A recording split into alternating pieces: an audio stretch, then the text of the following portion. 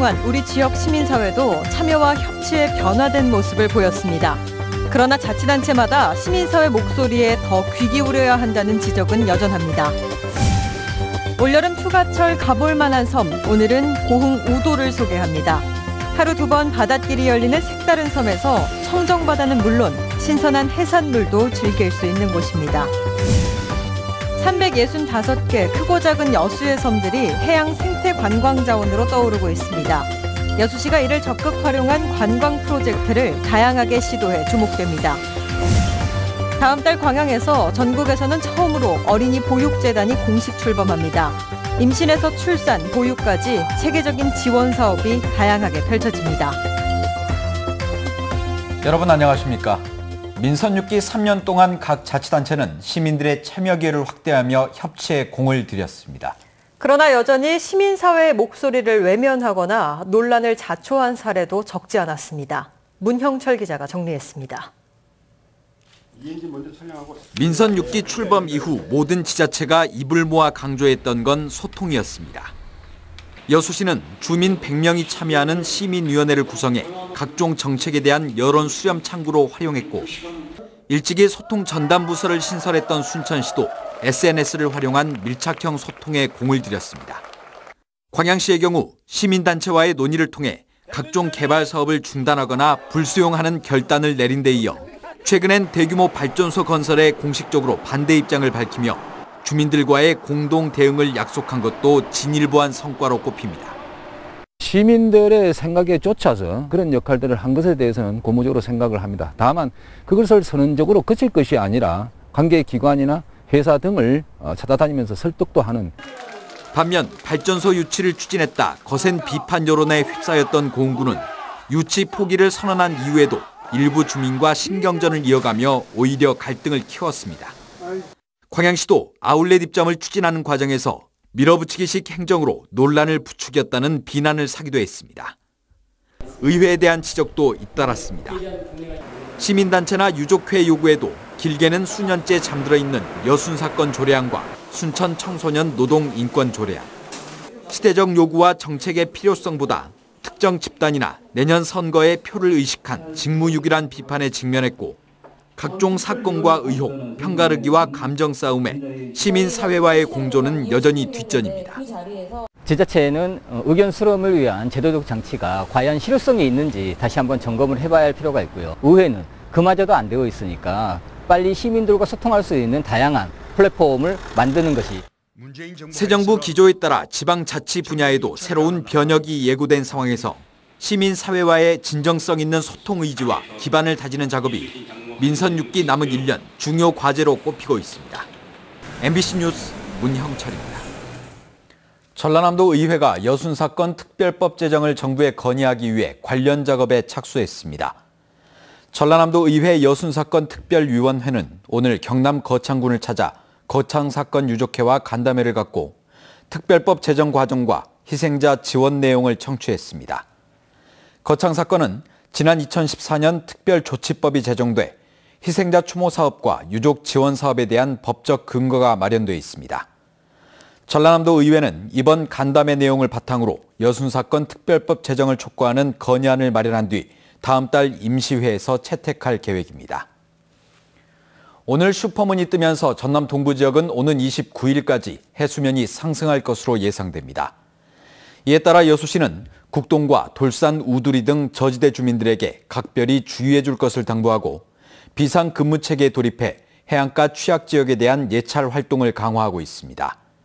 슈퍼문은 달과 지구의 거리가 가까워져 달이 매우 크게 보이는 현상으로 달의 인력이 강해져 해안가 인근 저지대에 침수 피해가 발생할 수 있습니다.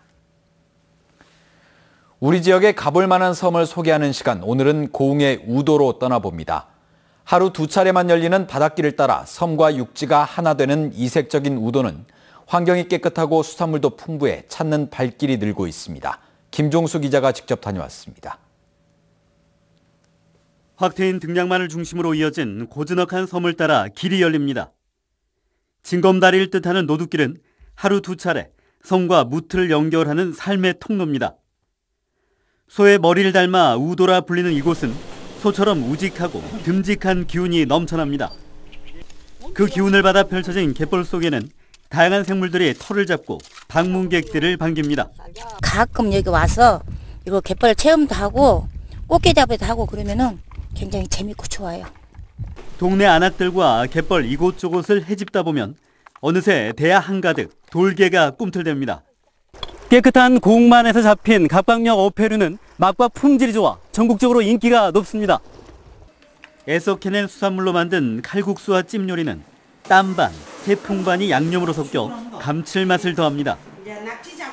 든든하게 속을 채우고 거니는 산책길은 우도만의 색다른 매력입니다.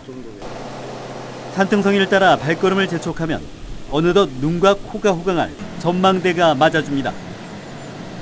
어머니의 품 같은 고운만을 한눈에 담다 보면 생명의 신비와 자연의 섭리가 몸소 느껴집니다. 바닷길이 열리면은 들어올 수 있는 특이한 섬이고, 그리고 이제 가족 단위로 갯벌 체험도 할 수 있고, 여름철에 이제 감성돔 낚시할 수 있고. 신비의 노둣길과 독특한 해안선이 뒤섞여 떠나는 발길에 색다른 여운을 남기는 우도. 주민들의 인심과 섬이 주는 정감을 바탕으로 우도는 오늘도 낯선 이들의 방문을 손꼽아 기다리고 있습니다. MBC 뉴스 김종수입니다. 여수는 365개 크고 작은 섬을 관광자산으로 가지고 있는데요. 이 섬들을 주제로 한 해양 생태 관광 프로젝트가 급부상하고 있습니다. 박민주 기자가 취재했습니다. 한 해 관광객 1,300만 명. 여수 관광의 키워드는 여수 밤바다와 해양 레저 스포츠로 모아집니다. 여수 밤바다를 중심으로 한 내륙 해양 관광이 인기를 끌면서 섬 관광도 함께 꿈틀대고 있습니다. 새로운 관광 콘텐츠 수요가 커지고 있는 겁니다. 대학교 동문인데요. 우리들끼리 섬을 구경하고 싶어서 기획을 하게 됐습니다. 여수시가 주목하는 프로젝트는 365개의 섬. 대한민국 테마여행으로 전국적인 유명세를 타고 있는 비렁길처럼 여수권 365개의 섬을 관광 자원화한다는 계획입니다. 파워블로거와 여행작가는 물론 일반인들이 참여하는 365 아일랜드 체험 등 섬 프로젝트를 다양하게 시도하고 있습니다. 여행사라든가 또 이 코레일 등과 같이 연계해가지고 섬을 찾는 그런 관광 상품을 지속적으로 개발해 나가도록 하겠습니다. 지난해 여수를 찾은 섬 관광객은 73만 9천여 명. 해마다 20%가량의 상승세를 보이고 있습니다. 여수권의 아름다운 섬이 이제는 해양 생태 관광이라는 새로운 변신을 시작했습니다. MBC 뉴스 박민주입니다. 남해안 지역의 마비성 폐류 독소가 완전히 소멸됐습니다. 국립수산과학원은 지자체, 수협 등과 합동으로 마비성 폐류 독소를 조사한 결과 지난 21일 기준으로 우리나라 전 연안에서 폐류 독소가 검출되지 않았다고 밝혔습니다. 올해 마비성 폐류 독소는 지난 3월 말 부산에서 처음 검출된 이후 통영과 거제 등 다른 해역까지 확산하는 추세를 보였지만 전남 남해안에서는 기준치 이하의 독소가 일시적으로 확인됐다 사라졌습니다. 지역 인재 채용을 30%까지 확대해달라는 문재인 대통령의 주문에 혁신도시 공공기관들이 발빠르게 움직이고 있습니다. 이르면 하반기부터 지역 인재 채용이 확대될 것으로 보입니다. 김철원 기자입니다. 한전과 농어촌공사 등 빛가람 혁신도시 11개 공공기관에서 올해 계획하고 있는 신규 인력 채용 규모는 모두 2,207명에 달합니다. 여기에 문재인 대통령이 제시한 지역인재 30% 비율을 적용하면 모두 662명의 지역인재가 채용될 전망입니다. 이 같은 지역인재 채용 확대가 이르면 하반기부터 구체화됩니다. 공공기관 가운데 채용 규모 1, 2위인 한전과 한전 KPS는 이미 발빠르게 움직이고 있습니다. 올해 1,200명을 채용할 예정인 한전은 당장 하반기부터 지역인재 채용 확대를 검토하고 있습니다. 채용 비율을 높이기 위해서 세부적으로 많이 좀 검토를 해보면서 앞으로도 이제 채용 비율을 제고하도록 다양한 노력을 해야 될 것 같습니다. 상반기 채용에서 지역인재 채용 비율을 22.5%까지 높인 한전 KPS 역시 하반기에는 비중을 더 늘리겠다는 입장입니다. 이 지역에 좋은 일자리를 좀 창출해야 되니까 저희가 이제 정부 정책에 맞추어서 제가 새로운 기존에 했던 제도 말고 그 정책을 달성할 수 있도록 적극적으로 노력하겠습니다. 지역인재를 35% 이상 의무 채용하도록 하자는 법안이 국회에 계류 중인 가운데 입법 논의 역시 활발해질 전망입니다. 국회도 대통령 탄핵에 집중하고 그렇게 하다 보니까 아마 이제 금년 정기국회 때 집중적인 논의가 있을 것이다. 하지만 지역인재 할당제로 인해 수도권 대학 졸업생들이 불이익을 받는 게 아니냐는 역차별 우려 속에 반발도 적지 않을 것으로 예상됩니다. MBC 뉴스 김철원입니다. 전국 시군 가운데 처음으로 다음 달 광양 지역에 어린이 보육재단이 공식 출범합니다. 광양시는 지난 4월 모두 17명으로 재단 이사회를 구성하고 어린이 보육재단 발기인 총회를 가진 데 이어 재단법인 설립 등기를 마치고 다음 달 3일 출범식을 갖는다고 밝혔습니다. 광양시는 보육재단에 5년 동안 모두 25억 원을 출연해 임신과 출산, 보육까지 지역 아동에 대한 체계적인 지원을 위해 다양한 사업을 펼칠 계획입니다. 법정 소송으로 번졌던 여수 낭만포차 운영이 소송 취하로 새로운 국면을 맞았습니다.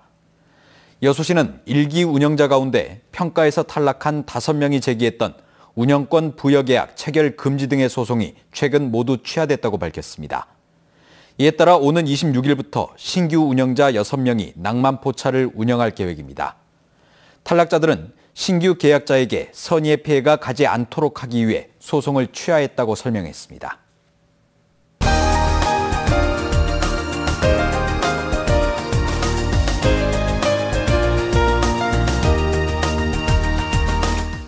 강진을 대표하는 생태 관광지는 바로 강진만입니다.